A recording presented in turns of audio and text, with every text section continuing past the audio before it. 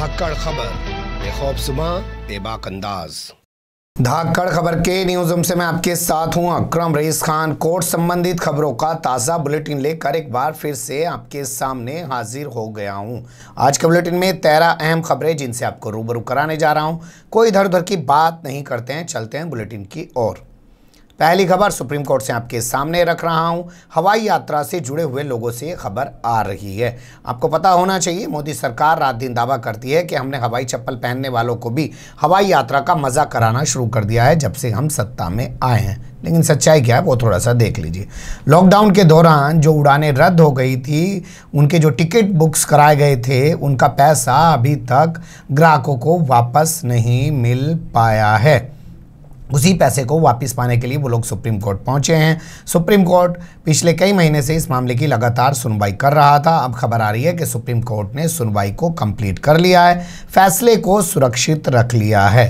कब फैसला सुनाएगा अभी कोई तारीख का ऐलान नहीं किया गया है, लेकिन कुछ चीज़ें जो निकल के आई हैं वो ये कि अपना पैसा वापस पाने के लिए जो उपभोक्ता है, जो ग्राहक है, वो एयरलाइंस और एजेंट्स के बीच में घूम रहा है फुटबॉल की तरह। कभी वो उधर लुढ़का रहा है, कभी वो उधर लुढ़का रहा है। एयरलाइंस कह रही हैं कि हमारे पास पैसा नहीं है, हम उस टिकट के बदले नया टिकट दे सकते हैं, यानी कि उस यात्रा के बदले नई यात्रा का टिकट दे सकते हैं, पैसा वापस नहीं लौटा पाएंगे, हमारी स्थिति खराब है।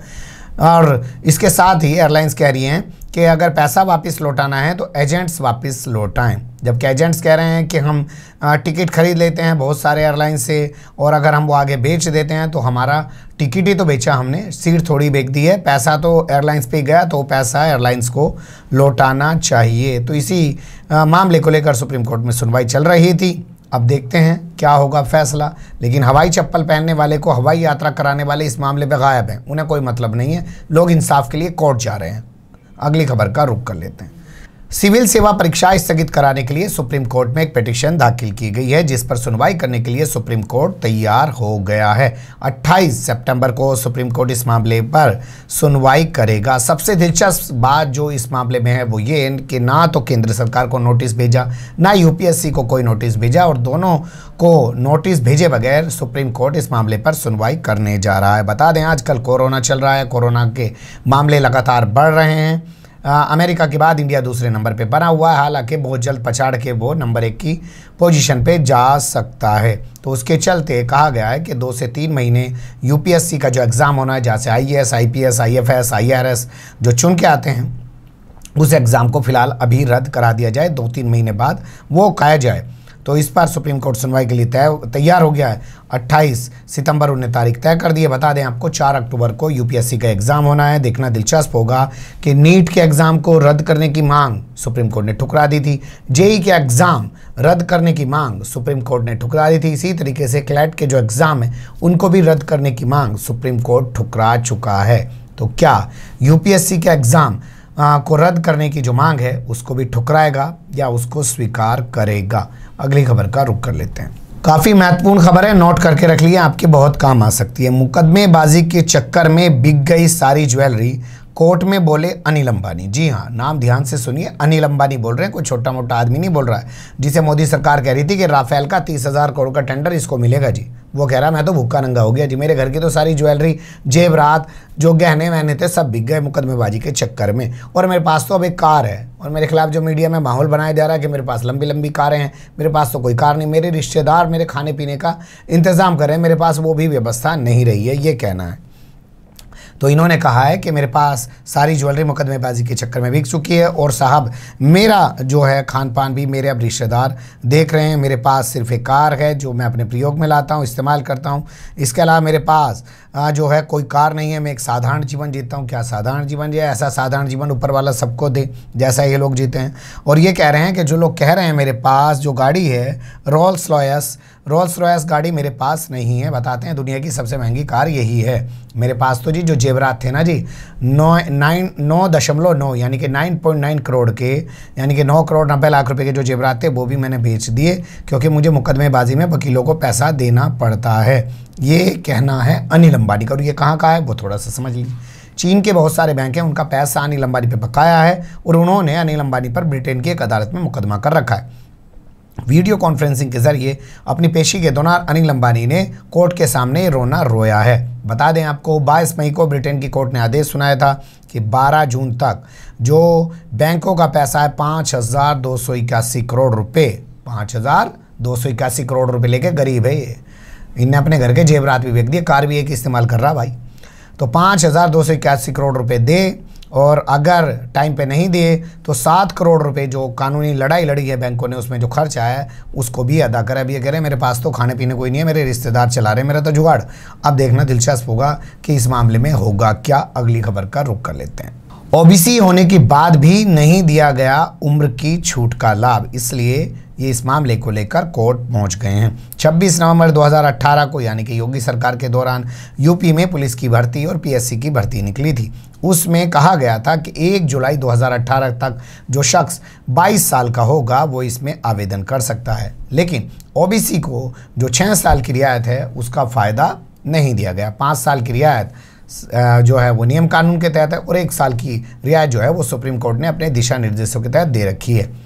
जबकि मेरी उम्र 28 साल थी, अगर वो रियायत मुझे देते तो मैं भी आवेदन कर सकता था, लेकिन मुझे इन्होंने वो रियायत, वो छूट का लाभ नहीं दिया, जिस कारण मैं आवेदन नहीं कर पाया। इस मामले को लेकर सुप्रीम कोर्ट पहुंचे हैं और उन्होंने कहा है कि सुप्रीम कोर्ट के कई आदेश हैं लेकिन सुप्रीम कोर्ट के आदेशों को भी नहीं माना गया, इसलिए मेरी जो है इसमें इंसाफ किया जाए मेरे साथ जो ये हुआ है।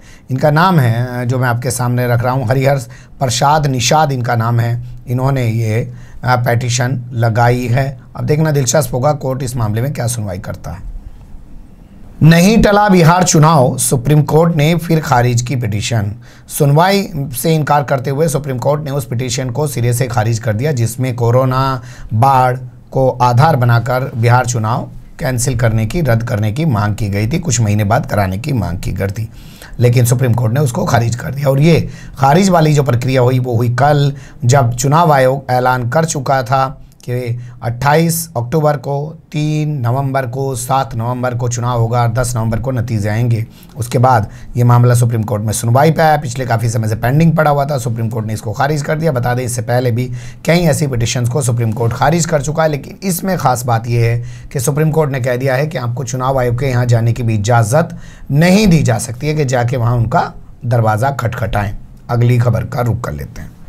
ख्वाजा का अपमान करने वाले अमीश देवगन का क्या होगा? क्या उसे सज़ा मिलेगी या उसको राहत मिलेगी? यानी कि उसके लिए राहत होगी या आफत होगी, यह भी कुछ पता नहीं है, क्योंकि सुनवाई पूरी कर ली है सुप्रीम कोर्ट ने और सुप्रीम कोर्ट अब इस मामले में अपना फैसला सुरक्षित रख चुका है। फैसला कब सुनाएगा हमारे पास जानकारी नहीं, लेकिन जैसे ही आएगा हम आपको बताएंगे, क्योंकि भोंपू मीडिया के दलाल, चाटुकार, दंगाई पत्रकार ये भी तो खुद अपडेट करेंगे। अगर बरी हो गए तो चिल्ला चिल्ला के बताएंगे। 15 जून की शाम अपने प्रोग्राम में, जो आर पार प्रोग्राम होता है, उसमें ख्वाजा मोइनुद्दीन चिश्ती अजमेरी की शान में गुस्ताखी की थी। उनको पता नहीं आक्रांता बता दिया था, हमलावर बता दिया था, लुटेरा बता दिया था। उसके बाद अमीश देवगन के न्यूज़ 18 इंडिया का जो पत्रकार है, एंकर है, उसके खिलाफ कई जगह मुकदमे दर्ज हुए। अपने खिलाफ मुकदमे दर्ज होने के बाद ये सुप्रीम कोर्ट चला गया था। सुप्रीम कोर्ट ने इसको राहत दे दी थी, इसके खिलाफ कोई एक्शन लेने पर रोक लगा दी थी। लेकिन अब इसने आगे बढ़ के एक मांग की कि ठीक है साहब, रोक तो लगा दी, लेकिन इस FIR को रद्द भी करा दो। अब देखना दिलचस्प यही होगा इस मामले में कि क्या कोर्ट इस FIR को रद्द कराता है या इसके खिलाफ कोई एक्शन का आदेश सुनाता है।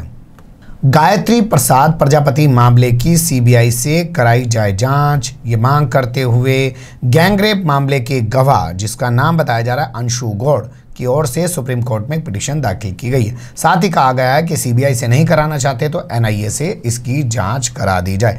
एक बंद लिफाफे में कुछ ऐसे सबूत दिए गए हैं कोर्ट को, जिसमें कहा गया है कि गायत्री प्रसाद प्रजापति गैंगरेप पीड़िता को और गवाहों को धमका सटका रहे हैं और उन पर मुकदमा वापस लेने का दबाव बना रहे हैं। इसलिए इस पूरे मामले की CBI से जाँच होनी चाहिए। साथ ही लखनऊ की जेल में काफ़ी लंबे समय से मज़े कर रहे गायत्री प्रसाद प्रजापति को उत्तर प्रदेश से बाहर किसी और राज्य की जेल में शिफ्ट कर दिया जाना चाहिए। ये तमाम मांगे इस मामले में कही गई हैं। कोर्ट इस पर सुनवाई करके जब फैसला लेगा हमारे सामने आएगा, हम भी आपको बताएंगे।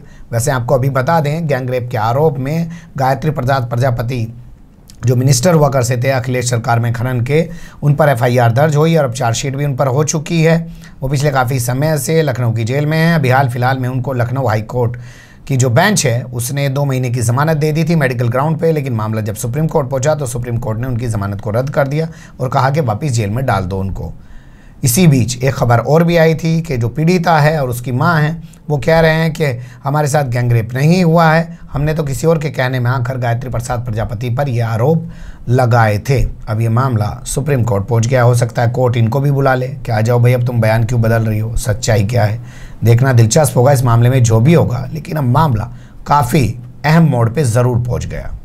अगर नौकरी को लेकर असुरक्षा की भावना रहेगी तो कैसे पढ़ाएंगे टीचर। सुप्रीम कोर्ट ने टिप्पणी करते हुए हिमाचल प्रदेश सरकार को, जहां पर बीजेपी सरकार है, उसको जमकर फटकार लगाई और कहा कि वो टीचर्स को परमानेंट जॉब क्यों नहीं देती है, अस्थायी नौकरियां क्यों नहीं देती है। सुप्रीम कोर्ट के जस्टिस यू ललित और अजय रस्तोगी की बेंच के सामने ये मामला पहुंचा और हिमाचल प्रदेश सरकार को फटकार लगाई। मामला क्या है वो थोड़ा सा समझ लीजिए। पिछले साल का मामला बताया जा रहा है कि एमएससी भर्ती प्रक्रिया को शुरू किया, हाई कोर्ट ने उस पर रोक लगा दी।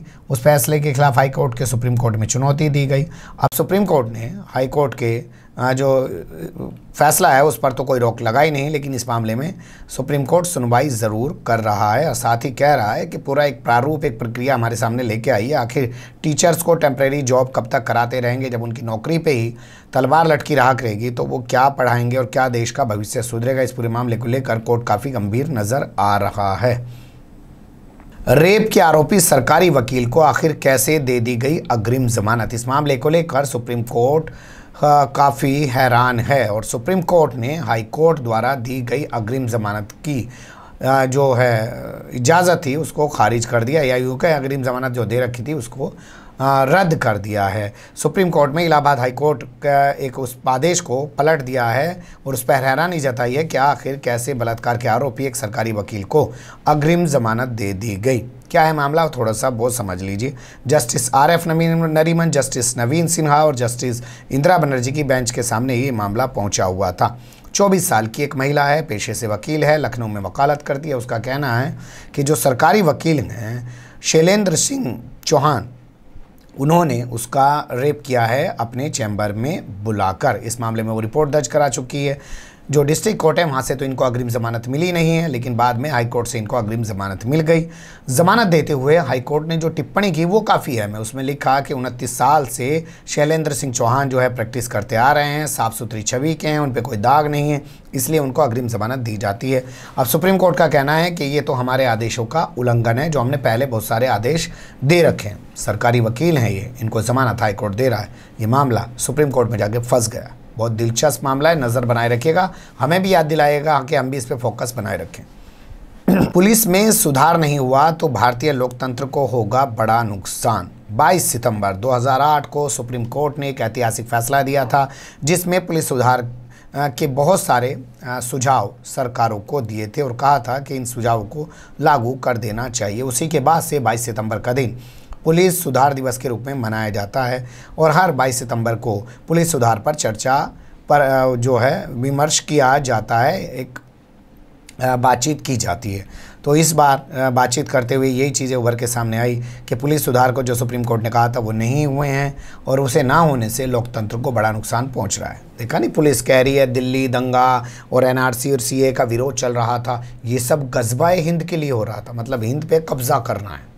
अगली खबर का रुख कर लेते हैं। धर्म के आधार पर कोरोना मरीजों की पहचान वाली पिटीशन को कोर्ट ने सिरे से खारिज कर दिया है। सुप्रीम कोर्ट ने दिल्ली सरकार और केंद्र सरकार और इसके अलावा तमाम अथॉरिटीज़ को इस बाबत आदेश देने की मांग करने वाली याचिका को खारिज कर दिया, जिसमें कहा गया था कि धर्म के आधार पर कोरोना के मरीजों की पहचान की जाए, जिससे पता चले कि क्या कोरोना जो है मुसलमानों की वजह से फैल रहा है या हिंदुओं की वजह से फैल रहा है। तबलीगी जमात को टारगेट किए जाने के बाद ये पिटीशन हाई कोर्ट में भी दाखिल की गई थी, इसी तरीके से हाई कोर्ट ने भी खारिज कर दी थी और अब सुप्रीम कोर्ट ने भी इसको खारिज कर दिया है। अगली खबर का रुख कर लेते हैं। मथुरा की कृष्ण जन्मभूमि को लेकर वहां की ज़िला अदालत में एक अर्जी दाखिल की गई। उसमें कहा गया है कि भगवान श्री कृष्ण विराजमान, ये ट्रस्ट का नाम है, संस्था का नाम है, यानी कि भगवान श्री कृष्ण विराजमान, और दूसरी संस्था का नाम है स्थान श्री कृष्ण जन्मभूमि की ओर से ये अर्जियां दाखिल की गई है, जिसमें कहा गया है कि साहब ये कृष्ण जन्म स्थान में और यहाँ पर जो है वो अवैध रूप से मस्जिद और ईदगाह बना रखी है। शाही ईदगाह, शाही मस्जिद को यहाँ से हटाए जाना ज़रूरी है। और 1968 में जो फैसला हिंदू और मुस्लिम पक्ष के बीच हुआ था उसको रद्द कर दिया जाए, वो फैसला गलत है। ये मांग करते हुए अर्जी दाखिल की गई है।